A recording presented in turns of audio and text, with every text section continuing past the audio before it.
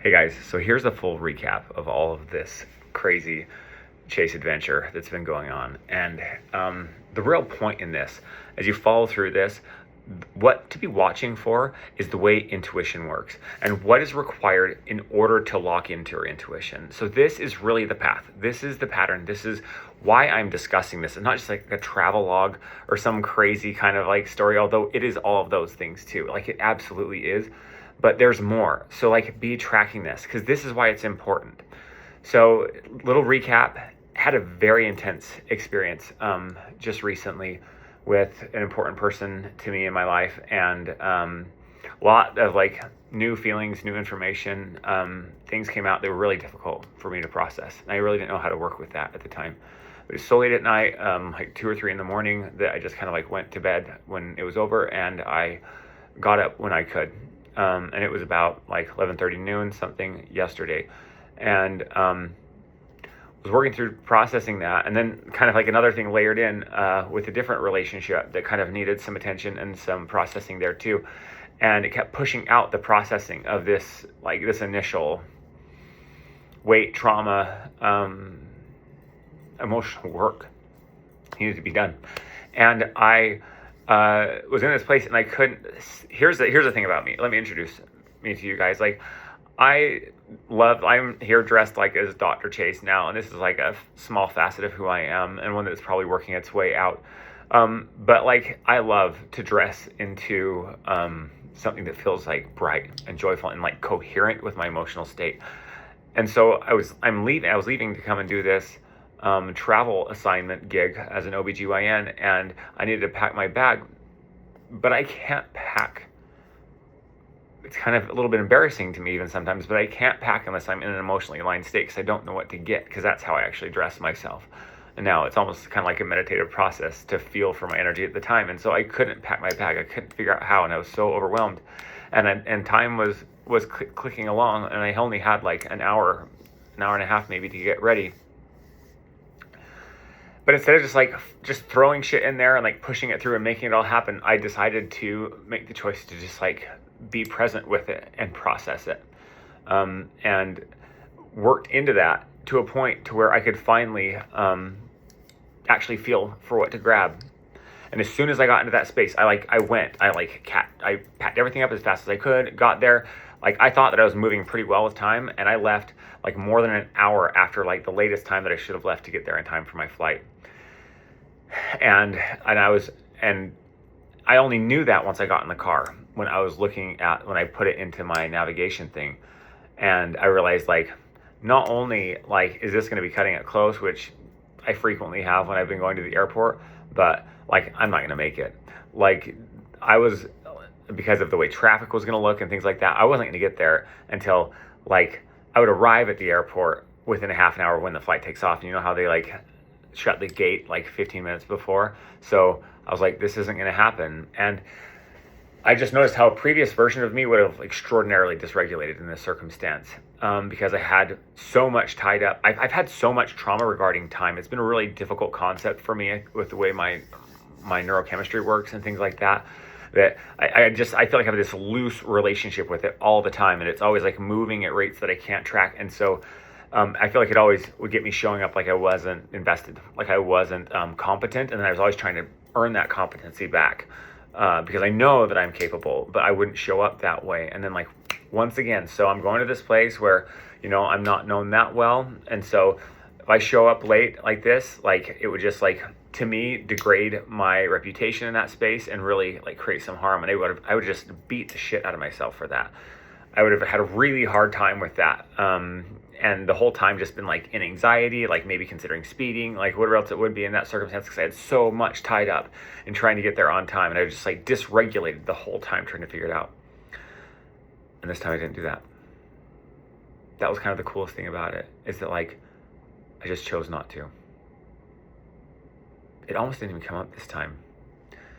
We can talk about that maybe in a different thing, but like I noticed there was the opportunity for it, but I just didn't take it. Like that window was there, like it was like this offer, like, and what we typically do. And I was like, you know what? That's not going to change anything. And I've changed in the meantime, and that's actually maybe a point to bring up.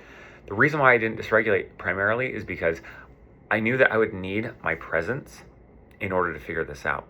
I knew that I would need to be grounded and centered, like within myself, in order to be able to feel for where to go for my intuition to work. And also, it feels really unkind to myself to do that. I don't like doing that anymore, to abuse myself, because it doesn't actually lead to anything better or more. So, just driving along, not sure how this is going to go. Made like a reel when I'm like in the stopped traffic on the freeway, not getting there on time. And my lovely partner, she kind of like looked to see what other flights were available to leave. And that was really the last like legit flight that was there. That's why I picked it, because I wanted to spend as much time at home as possible. So I really had no clue how this was going to work out. But there were like two other flights. That one was like 10:30, like 5:30. That one was going to leave. And there was like a 6:10 and like a 8:10 flight that could leave. And the 6:10 flight, that would have gotten me there like still late, but like the same day, and then I could have still slept some in the hotel. Or I could have taken the 8:10 one, and it would have been like a red eye, and I'd have like arrived in Chicago like just in time to like drive the distance to get to the hospital and be there, and it was going to be super tight. I'm like, well, I mean, I know which ones would feel better, so let's see what we can do. So I just like show up, get there, and just moving through my process, just like staying centered, staying grounded, being present, observing what's going on, but just moving at a pace that's reasonable. So I'm going into this, going to the airport, all this stuff, keep my bag. So I'm like, I can't check it. I don't even know what flight I'm getting on yet. But I still had a ticket, to get in there. So I'm going to get through TSA and go that way. And then I'll figure it out once I'm on the other side to see how long that took, what flight I could take. Can I take the 6:10 or is the 8:10? So I get through and I'm going to the TSA, and I've done the pre-check stuff in the past because I fly enough and it's just really annoying to have to take my computer out of my bag and all that stuff. I don't like doing it anymore, and just to be efficient. So I go up, and like my TSA is always on there. My pre-check didn't work this time. So then I had to go through the regular line. The regular line, of course, my bag flags for some random reason. And so it's just like time. So I actually even probably could have caught that first flight because it was like slightly delayed, but the TSA took so long. And it would have been pushing it. I'd have had to run. I don't know if I could have made it, but I wasn't going to make it then. And so I make it through TSA, and at the moment that my flight was supposed to leave, I like go walk into this Delta Lounge place where I was just going to try and figure it out. And in there, I just had this like incredible experience. Everything that I had been, I kind of pre-processed a lot of things in that circumstance. And then I walked into there, and I was going to sit down and just figure out my flights. But that wasn't the thing to do right then. I've been trying to do that. I've been trying to book flights the whole time through. My apps wouldn't work. Every time I tried to put me through to the airline that would do it, it wouldn't buy. It wouldn't go through. My login wouldn't work. It was just a mess. So it wasn't happening. And so I just kept doing what I could in that circumstance. The flight wouldn't book. It wouldn't happen. So I walked in there, and I just followed what I felt instead of just trying to make it happen, instead of trying to force it, like the former version of me would have done. Just push hard, go faster, run, dysregulate. So I just went in there. I started like kind of feeling unwell, I think, in the context of everything.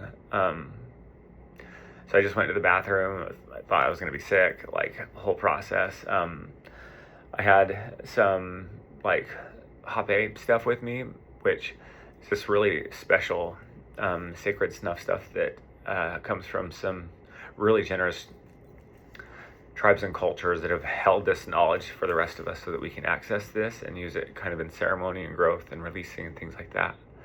So I'm just sitting here like not feeling well in this bathroom, and I decided I'm going to do that because maybe I just have something that needs to come up. Like maybe there's something stuck energetically, and I take this, and that doesn't happen. But I decided in that moment, because I don't want people to hear me throwing up, that I just turn on this playlist. And it's kind of this one that I've made to call my soul's anthem. It's the playlist of my heart, of my wounds, of my aspirations in life. And I just turned it on, and I just laid there on the floor in the bathroom, and all the feelings started coming up. All these messages from my higher self. All these recognitions of the energy and effort that I'd put in over time, all the grief of the things that I've lost and maybe never had, or whatever else it was, just all was coming up. Then it kind of like took this little reprieve. And so I was like, this must be a movement time. So I kind of got myself back together, walked out, and kind of just felt the turn to the left. And there's like showers in there. I've never used anything like that in an airport before. And so I did. I just like walked up. I mean, it was open. And I went in. And I'm like, I'm just going to take a shower. Because like the not okay kind of came back again. I need to take care of myself because I can't figure out what's going on otherwise. This is what's most important. This, getting myself straight. And I just sat there with that playlist going for, I didn't know how long, but a while. A lot of songs. Same thing.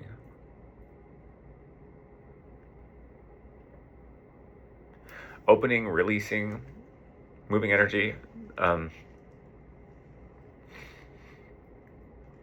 dancing, whatever else it was, until I felt done, until it felt clean. And then all this awareness of the things that I think have been weighing on my mind in life, of like how to move forward, what is the path, how do I do it? It just starts like coming into my mind, coming in faster, faster, faster, of all these awarenesses of how I can actually build this future that I keep imagining. How am I going to move this feeling that I have into reality? And it just keeps coming. And it's things that I would never have considered, like bold moves that like former Chase would not have dared to dream. And that's why it couldn't come into reality. Get myself ready, take the time to do that. Didn't look at the clock the entire time. And I go to walk out because I'm hungry. I've only eaten like a little meal earlier that day. And I go to get some food, and then I'm like, oh wait, I look at my clock, and it's like 7:30. I'm like, if I'm getting on that 8:10 flight, I gotta go now. So I just went and grabbed my bags, and I just started walking out. And I didn't know where the counter was for the airline that I was going on. I had this like, I could tell there was these United flights that were there, but I didn't know. And so I'm like, how am I even gonna buy this flight, right? Like, I don't even know how to make this work. And so, because I couldn't get the app to work. And so I just like walked out, and I'm like, well, I don't think it's in this concourse. I just had this feeling. And I've never done this before in my life. This is such a recent experience. But I was like, is it here? And I'm like, no, it kind of feels like it's like I got to go underneath the pathway and go that way. So I just did. I didn't ask. Like, I didn't have time to second guess it, was the reality, right? I needed to just follow the feeling. So I went. I walked through and I just stayed in the energy of it, stayed in my flow. Got up to the top, right or left? Left. Got walking, and all of a sudden, I'm like, I really don't know where I'm going in this. So and there's a departure screen right next to me. So I look at it, I'm like, I don't see anything going to Chicago. Shoot, maybe that feeling wasn't real. It felt real. And I was like, wait. Pulled it back up. The flights, the one that was 8:10, actually goes through San Francisco first, then to Chicago. I'm like, that's where I need to go, the San Francisco flight. So old B-14. I head over there, walk up there, and just at this moment where there wasn't anybody at the counter and I could go and ask the guy, and had the craziest conversation with this like sweet man like Josue, that I asked him, like, how do I book, like, can I book a ticket for this flight that's happening? And he's like, no, you can't. Like, the flight's completely full. And like a little part of me feels like this, like, really? And I'm like, okay. But I didn't like panic. And I was like, okay, it's full. I'm like, how would what if I wanted to buy a ticket? Because I'm like, my path is working out. This is going to happen. What if I wanted to buy a ticket and just like watch and see what happens? And he's like, well, you can't even buy a ticket right now.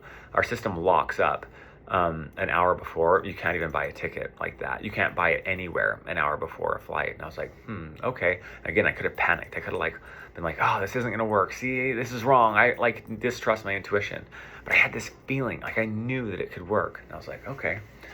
So, because I knew I was doing the right thing by processing, I could feel it, that I was getting clean emotionally and staying clean emotionally so I could like move through and feel.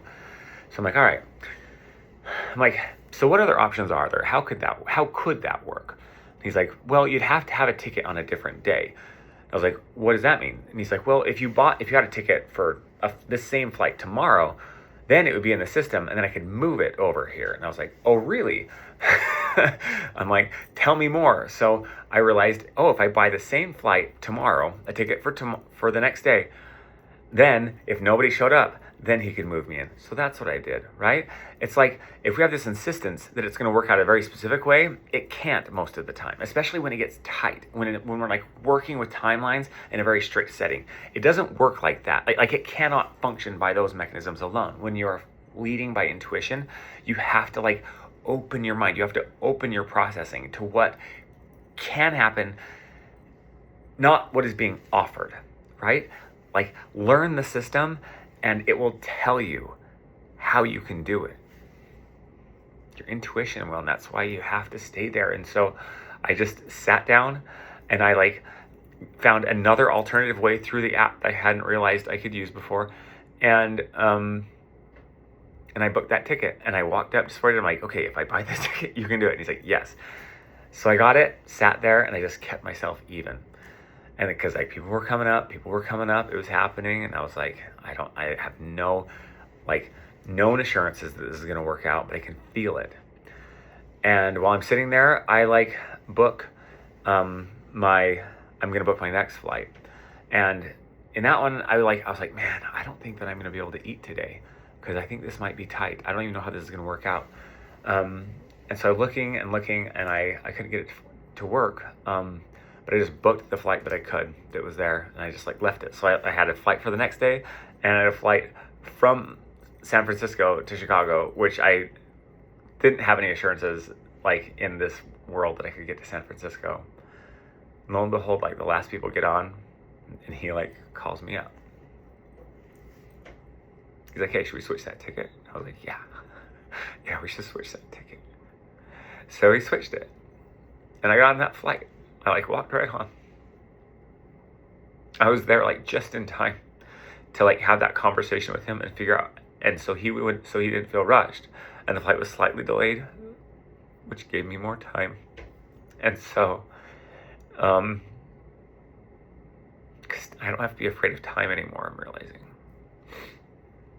So I get on that flight, get settled in, and like all the downloads that I've been having previously in the shower and otherwise just flow. I'm just gathering it all, the whole flight over there. So much is coming through because I'd taken the time to clear what needed to be cleared and to sit with it completely. And I didn't require that it be in a specific place to do that.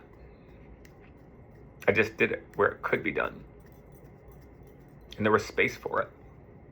You know, space that's like set aside for that. At least for me then. So I get there, working through my flight, figured out there was no, like, I did not have time to get food. I got off that flight, walked directly to the next flight, and walked right onto it. And when I was doing that, I booked a ticket. So, like, I could actually have something to eat, and I could actually have a comfortable place to sleep while I was doing that. It wasn't available before, but it was when I looked after to upgrade into that. And so I did. Because my former self wouldn't have done that. Like I would never have upgraded a flight because that's just like too much money. Like I can make do with less. Like that's the conversation that I'd always had with myself before. I thought that made me a good person. I thought that made me like prudent. I thought that made me resourceful, you know? But it actually made me small, and it like taxed my system even harder. And when I was only gonna have 4 hours to sleep before my shift started, and I had like a long drive the next day, should I sit in like economy place where like as like a 6'2" guy, like I can't even move in that context, certainly couldn't sleep, and there wouldn't be any food on that flight to purchase, and I just would have been hungry having only had the one meal that day. And so I like decided to take care of myself, and that is a big piece of I think moving into a new timeline as well, like calling in and supporting a system that is doing more than the previous one could have done. So I flew there, met an incredible person on the flight right next to me. I don't think that's by chance. I'm curious where that one's gonna go. And then I land, and I'm getting off my flight, and end up needing to walk like right out, to the rental car place. I'm going direct. I'm just staying even the whole time. Get in there. I do it as quickly as possible without running, without dysregulating myself, because I need that peace again. Get my rental car, put in my navigation, and it is going to get me there like at 7 o'clock when my shift starts, you guys. Like at 7 o'clock. I couldn't believe it. So I'm just driving, staying in my mode, like really just being present, like really being grateful for the incredible like movie-like life that I am getting to live right now. So many like ups and downs, plot twists, turns, things that are unimaginable that can happen if we're willing to be open, if we're willing to expand our minds and consciousness into a space that we could have previously never considered. So I'm like feeling this energy as I'm pulling up to the place. I'm just like it's like the end of a movie, like this climax. Like I'm gonna like open my door and like walk into the place like at 7, like at shift start, and this is my reward. This is what you get back when you like do it in the right order. You get to have this like, I don't know, it's a fairy tale. It's like this cinematic like life if you live it like this. Then pulling up, and I pull up, and it's like not the right hospital, you guys. There's like an old one that they're gonna tear down that has the same name.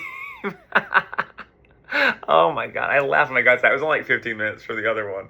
But like it created this circumstance where I could just have, like, if I was making a movie for me in this circumstance, I would totally put like a dick move like that there in the end where it's like the music's building, you're getting ready, you're going to open your door and it's going to be this thing that's like, it's the wrong hospital, dude. You should have looked at your GPS. Because like nothing's lost, The people call me as I'm walking. They're like, are you coming? I'm like, I'm walking. I'm sorry. I drove to like the wrong hospital. My GPS, I didn't realize what was going on. I'm like, that wasn't like a lack of intuition, though I think that there was an opportunity in there that I could feel. It just wasn't a big deal. Like, it was funny to me. I actually was glad that it happened that way. And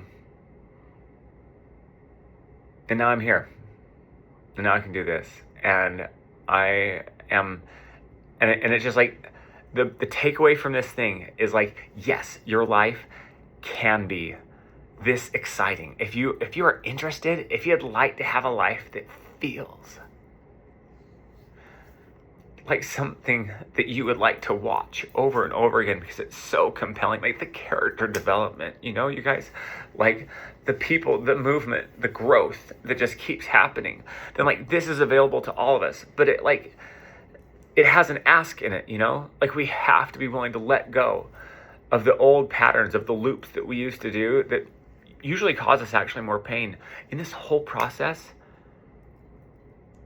I almost didn't leave my center at all because that's where my intuition was. Like, that's where this inner guidance was. That like reaches into spaces that like neurobiology has explanations for, energetics certainly has explanations for. There's all sorts of like ways that we can look at and try and digest whatever this is that's going on. But what matters is actually being able to engage with it. And that requires a regulated nervous system. And that requires like a clean vessel for who we are. And I'm going to start putting on here like some ways that I have found to be able to like keep my energy clean, to actually like get myself from a state of dysregulation into regulation, to try and help you guys to find your way into that, and to find out what you need to do to like strip down and remove those layers so you can feel more cleanly into your own intuition and self. This isn't a me thing. This isn't just a me thing. This is an all of us thing. Like, we're built for this shit. So for those of you who kind of followed through, thank you for coming on the ride with me. And I'm excited for where we can take all this. Thanks, guys.